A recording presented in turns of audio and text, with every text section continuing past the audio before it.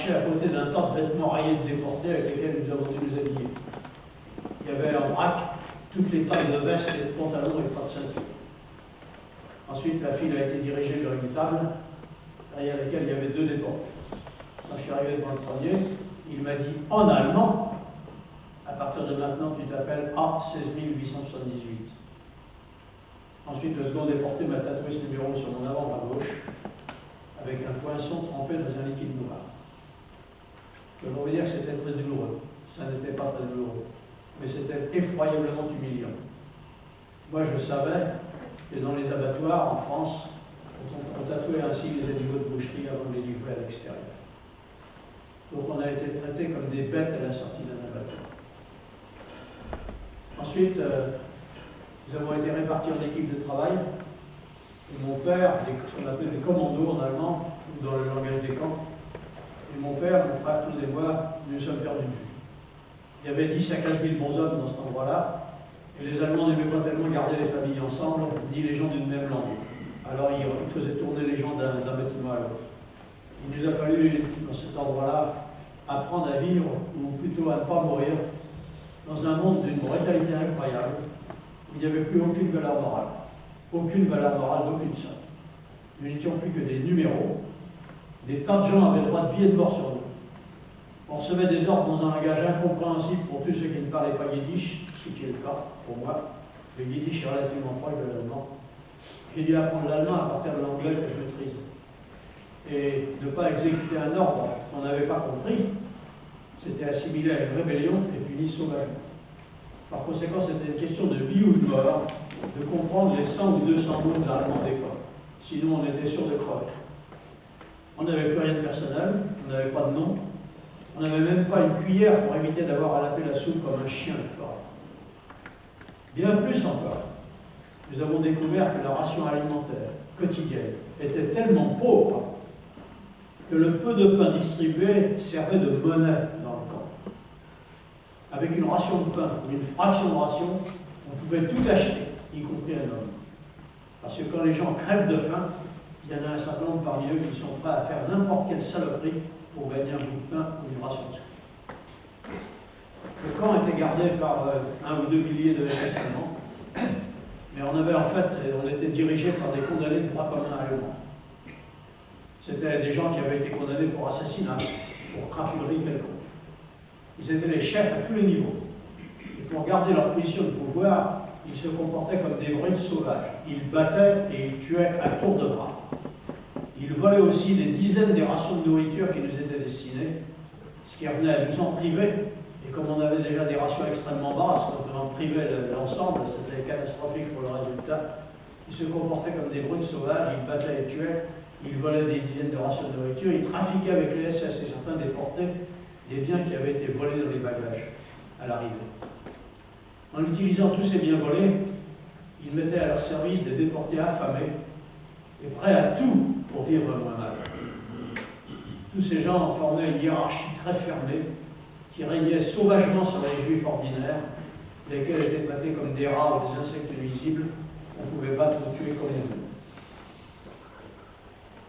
La vie quotidienne était extrêmement dure. Nous couchions dans des étables en bois appelés blocs, très mal chauffés, et dans un lit de 60 cm de large, souvent à 2 et même quelquefois à 3. On n'avait pas droit à des vêtements de nuit, on couchait dans les vêtements de travail sales. À 4 ou 5 heures du matin, on était réveillés avec les hurlements et les coups de bâton des domestiques du chef de bloc. Le chef de bloc était un de ces droits communs allemands qui avait tous les pouvoirs. Il avait au-dessus de lui des domestiques à différents niveaux qui lui payaient avec la soupe qu'il nous volait. Après avoir fait son lit au carré, comme il disait, on avait le droit de se laver dehors par -20 en hiver, et par -20 en hiver en Pologne, il n'y avait pas d'eau courante, bien entendu, à cause du gel, et on n'avait ni savon ni serviette. Les latrines, c'est-à-dire les cabinets, étaient ouvertes à tous les vents. C'était des bâtiments, il y avait juste un toit, il n'y avait pas de mur. Elles étaient formées d'une simple planche qui comportait des trous de 30 ou 40 cm de diamètre, et ces trous étaient au-dessus d'une fosse absolument.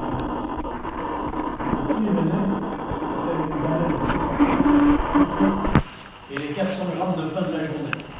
Et on a découvert très vite Et dans ce pain, il y avait au moins autant de sciure de bois que de farine. Par raison, la sciure de bois, c'est beaucoup moins cher pour les SS que la farine. Et d'autre part, ça n'a pas de valeur nutritive, ça permet de tuer les gens un peu plus vite. Une fois nourris, si on peut dire, on était chassé vers la place d'appel et compté. On comptait 10 à 15 000 personnes, ça prend beaucoup de temps. L'appel durait des heures. Et pendant l'appel, tous les jours, il y avait des hommes qui tombaient morts, qui tombaient comme ça, pendant l'appel. D'épuisement, de faim, de soif. Ensuite, après nous avoir appelés, nous les compter comme ça le matin, on nous envoyait travailler. Bon alors, le travail était très dur en général, et pour ceux qui venaient d'arriver, les derniers arrivés, c'était pire encore, parce qu'on était considérés comme très solides. Les ordures pensaient que comme on venait de France, eh bien on avait vécu mieux en France que dans un camp de concentration, et par conséquent on pouvait nous donner des boulots extrêmement durs. Par exemple, j'ai dû porter un sac de ciment de 50 kg alors que j'en faisais déjà moins. Et quelquefois à deux, j'ai porté une traverse de chemin de fer en bois de 80 kg. Le tout en courant. Parce que le chef d'équipe, qui était toujours un droit commun allemand, il voulait se faire mousser vis-à-vis des contremaîtres allemands, qui évidemment lui amenaient quelques avantages en échange, comme bien vous pouvez penser. À midi, on nous octroyait une gamelle de soupe qui contenait beaucoup d'eau, très peu de légumes et pratiquement pas de viande. C'est rare que j'ai vu des yeux de graisse à l'intérieur de cette soupe. L'après-midi, on retravaillait, on rentrait au camp. Comme la ration alimentaire journalière était inférieure à la moitié du strict nécessaire pour survivre à ne rien faire, eh bien, on ramenait des morts tous les jours. Tous les jours, on ramenait des morts. Et il fallait les ramener parce que les SS considéraient que le comptage du soir devait être identique à l'unité près au comptage du matin.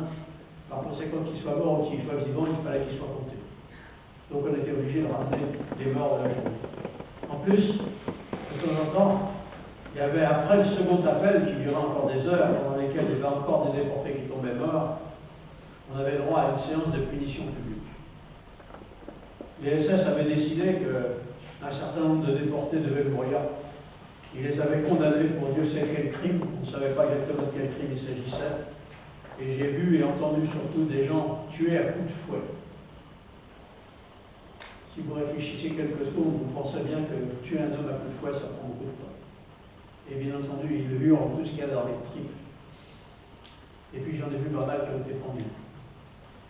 Quand on prend un homme, il est sur une caisse en bois avec une trappe qui est actionnée par un SS à 1 mètre. Il a la corde autour du cou. Un certain nombre d'entre eux restaient silencieux. Et un certain nombre hurlaient des slogans anti-nazis avant de mourir. Quand au dîner du soir, il était comme le déjeuner, encore de la soupe. Bon, eh bien, un jour que je creusais un fossé, j'ai vu qu'il y avait un déporté du groupe, de l'équipe, du commando, comme on disait, qui s'adressait à tous les nouveaux arrivants. Il m'a abordé. Et ce gars-là s'appelait Alfred Besserman. Et il m'a dit, mais voyons, tu viens de France, tu sais d'expérience, qu'est-ce que c'est l'oppression nazie? Qu'est-ce que tu as fait contre? Alors je lui ai répondu fièrement, le peu que j'avais fait de la résistance communiste. Il m'a fait un large sourire et il m'a dit, tu viendras me voir ce soir après la soupe. Le soir,